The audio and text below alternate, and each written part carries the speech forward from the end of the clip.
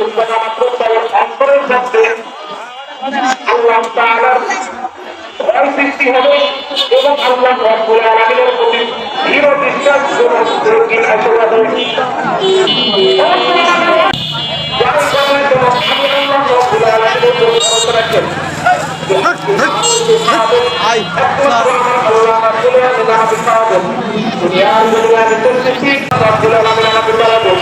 আল্লাহ রাব্বুল আলামিনের উপরে দৃঢ় বিশ্বাস ইমানদারের 4 নম্বর গুণ হচ্ছে আমি আল্লাহ রাব্বুল আলামিন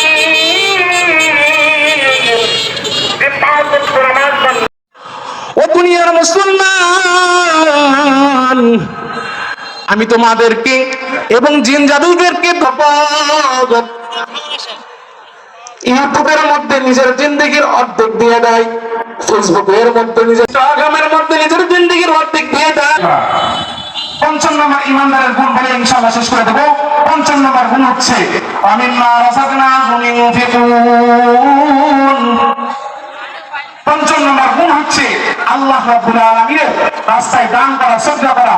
আল্লাহ রাসূল সাল্লাল্লাহু আলাইহি ওয়াসাল্লাম বলেন ইন্নাস সাদাকাতা লিতুদখিলুল বালাদ।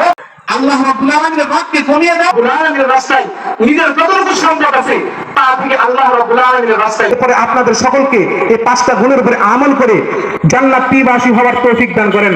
ওয়া আখিরু মেরা নবী মেরা নবী মেরা নবী কি লাইভ আসবে নাকি? ও মেরা নবী কি ভিডিও হচ্ছে?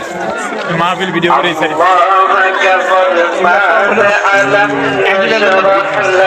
কি করছে? ভুল করছে।